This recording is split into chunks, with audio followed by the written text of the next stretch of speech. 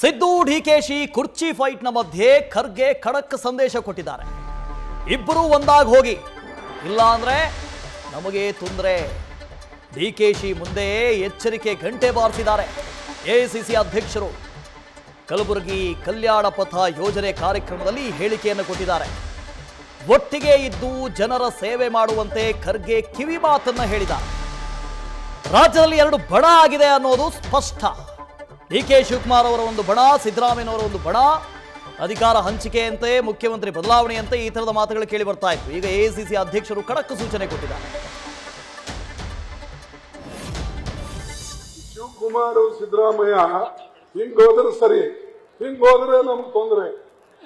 ಅದಕ್ಕೆ ನನಗೆ ನನಗೆ ನನಗೆ ನನಗೆ ರಸ್ತೆ ಬೇಕು, ನನಗೆ ಸ್ಕೂಲ್ ಬೇಕು, ನನಗೆ ನೀರಾವರಿ ಬೇಕು, ನನ್ನ ಆರೋಗ್ಯ ಕೇಂದ್ರಗಳು ಬೇಕು. ನಮ್ಮ ಜನ ಬಹಳ ಮುಗ್ಧ ಜನ. ಹೀಗೆ ನಮ್ಮ ಓಲ್ಡ್ ಮೈಸೂರಷ್ಟು ಹುಷಾರಿಲ್ಲ. ಅಲ್ಲಿ ನೀವು ನೋಡಿರ್ಬೇಕಾದ್ರೆ ಮಂಗಳೂರಿನಾಗ ನಮ್ಮಂಗೆ ಮಾತಾಡಿ ಅವ್ರು ತಾಳ್ತಾರೆ, ತಾಳಲ್ಲ. ಅವರು ಅರ್ಜಿ ಕೊಟ್ಟು ಕೇಳ್ತಾರೆ, ಏನ್ರಿ ಇದು ಇಷ್ಟು ದಿವಸ ಆಯ್ತು, ಹಿಂಗಾಯ್ತು. ನಮ್ಮಲ್ಲಿಲ್ಲ, ಅರ್ಜಿ ಕೊಟ್ಟ ಮೇಲೆ ಪಾಪ ಏನ್ರಿ ಎಷ್ಟು ದಿವಸ ಆಯ್ತು, ಯಾರು ಮಾಡಲ್ರು, ನೀವು ಪುಣ್ಯ ಕಟ್ಕೊಡ್ರಿ, ಕೈ ಜೋಡಿಸಿ ಹೇಳ್ತಾರೆ. ಇಂಥ ಸಜ್ಜನ ಜನರಿಗೆ ನೀವು ಮೊದಲು ನೋಡಿ, ಆಮೇಲೆ ಬೇರೆಯವರು ಮತ್ ನಿಮಗೆ ಶಕ್ತಿ ಕೊಡೋರು ನಾವೇ. ಇಲ್ಲಿ ಇಷ್ಟೊಂದು ನಮಗೆ ಇವತ್ತು ಶಕ್ತಿ ಕಾಂಗ್ರೆಸ್ ಪಕ್ಷಕ್ಕೆ ಬಂದಿದ್ದು ಇವತ್ತು 5 6 ಎಂಪಿಗಳು, ಇನ್ನೊಂದು 7 ಎಂಪಿಗಳು ಈ ಭಾಗದಲ್ಲಿಂದ ಹೆಚ್ಚು ಕಡಿಮೆ ದಾವಣಗೆರೆ ಒಂದು ಬಿಟ್ರೆ ಈ ಭಾಗದಿಂದನೇ ಕಾಂಗ್ರೆಸ್ ಪಕ್ಷಕ್ಕೆ ನಿಮಗೆ ಶಕ್ತಿ ಕೊಟ್ಟಿತ್ತು. ಆ ಶಕ್ತಿ ಕೊಟ್ಟವರಿಗೆ ಸ್ವಲ್ಪ ಅವ್ರ ಹೊಟ್ಟಿಗೆ ಆರ್ ಹಾಕ್ತಕ್ಕಂಥದ್ದು ಮಾಡಿ, ಸ್ವಲ್ಪ ಪ್ರೋಟೀನ್ ಕೊಡಿ ಅವರಿಗೆ. ಅದನ್ನು ಕೊಟ್ರೆ ಡೆಫಿನೆಟ್ಲಿ ಎಲ್ಲರಿಗೂ ಒಳ್ಳೆಯದಾಗಿ.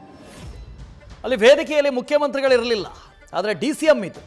ಡಿಸಿಎಂ ಸಮ್ಮುಖದಲ್ಲಿ ಈ ಮಾತನ್ನು ಹೇಳಿದ್ದಾರೆ. ಇಬ್ರು ಹೀಗೋಗಬಾರ್ದು, ಜೊತೆಗೆ ಹೋಗಬೇಕು ಅಂತ. ಅಂದ್ರೆ ಒಡಕಿದೆ ಅನ್ನೋದನ್ನ ಬಹಿರಂಗವಾಗಿ ಸ್ಪಷ್ಟಪಡಿಸಿದ್ದಾರೆ ಖರ್ಗೆ ಅವರು. ಅದರ ಜೊತೆಗೆ ಡಿಸಿಎಂ ಡಿಕೆ ಶಿವಕುಮಾರ್ ಅವರಿಗೆ ಒಂದು ಖಡಕ್ ಸಂದೇಶವನ್ನು ಕೂಡ ಕೊಟ್ಟಿದ್ದಾರೆ. ವೇದಿಕೆಯಲ್ಲಿ ಡಿಸಿಎಂ ಇದ್ದಿದ್ದಕ್ಕೆ ಹೇಳ್ತಾ ಇದ್ದೀನಿ, ಇಲ್ಲಾಂದ್ರೆ ಮುಖ್ಯಮಂತ್ರಿಗಳಿಗೂ ಕೂಡ ಇದು ಖಡಕ್ ಸಂದೇಶ. ಇಬ್ರು ಜೊತೆಗೆ ಹೋಗಬೇಕು, ಒಡಕು ಬೇಡ. ಒಡಕಾದ್ರೆ ನಮಗೇ ಸಮಸ್ಯೆ. ಅಧಿಕಾರ ಹಂಚಿಕೆ, ಮುಖ್ಯಮಂತ್ರಿಗಳು ಯಾರಾಗ್ತಾರೆ, ಮಾತಾಡ್ತಾ ಇರೋರು ಯಾರು? ಇಬ್ಬರ ಬೆಂಬಲಿಗರೇ ಮಾತಾಡ್ತಾ ಇದ್ದಾರೆ.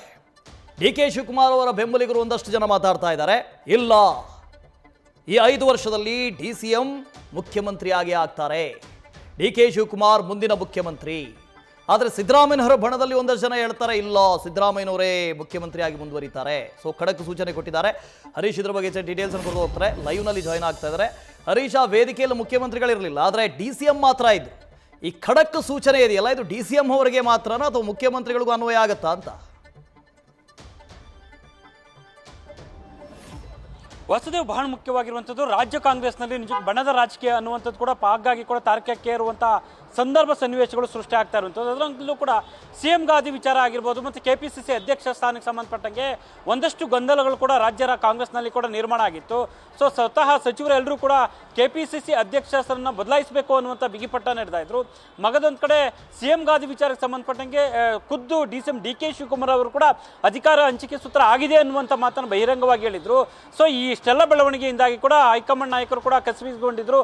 ಈ ಹಿನ್ನೆಲೆಯಲ್ಲಿ ಇಂದು ಕಲಬುರಗಿಯಲ್ಲಿ ನಡೆದ ಸಮಾವೇಶದಲ್ಲಿ ನೇರವಾಗಿ ಎಐಸಿಸಿ ಅಧ್ಯಕ್ಷ ಮಲ್ಲಿಕಾರ್ಜುನ ಖರ್ಗೆ ಅವರು ರಾಜ್ಯ ನಾಯಕರಿಗೆ ಸ್ಪಷ್ಟ ಸಂದೇಶವನ್ನು ಮತ್ತೊಮ್ಮೆ ರವಾನಿಸಿದ್ದಾರೆ.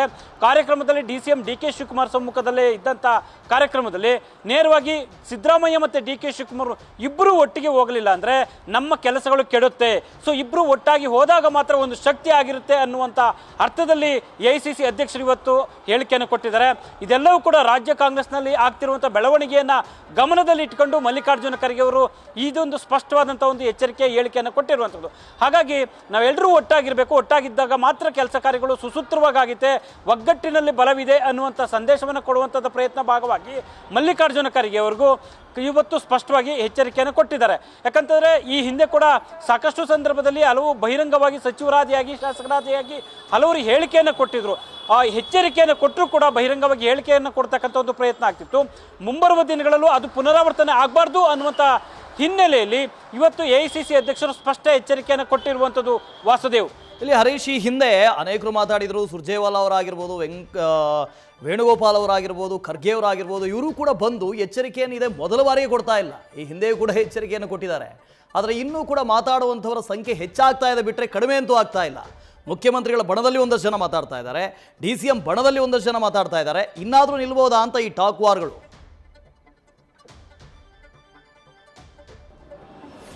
ವಾಸುದೇವ್, ಈಗಾಗಲೇ ಕೂಡ ಬಣ ರಾಜಕೀಯ ಅನ್ನುವಂಥದ್ದು ಅಂದರೆ ಒಂದು ಶಕ್ತಿ ಕೇಂದ್ರಗಳು ಅನ್ನೋ ರೀತಿಯಲ್ಲಿ ಕೂಡ ಸೆಂಟರ್ ಆಫ್ ಅಟ್ರಾಕ್ಷನ್ ಅಂದರೆ ಸಿದ್ದರಾಮಯ್ಯ ಮತ್ತು DK ಶಿವಕುಮಾರ್ ಇಬ್ಬರು ಬಣಗಳ ನಡುವೆ ಸಾಕಷ್ಟು ವೈರುಧ್ಯಗಳು ಅಂದರೆ ವೈರುಧ್ಯಗಳು ಎತ್ಕಾಣಿಸ್ತಾ ಇರುವಂಥದ್ದು ಮತ್ತು ಪೈಪೋಟಿಗಳು ತೀವ್ರ ಸ್ವರೂಪವನ್ನು ಪಡ್ಕೊಳ್ತಾ ಇರುವಂಥದ್ದು.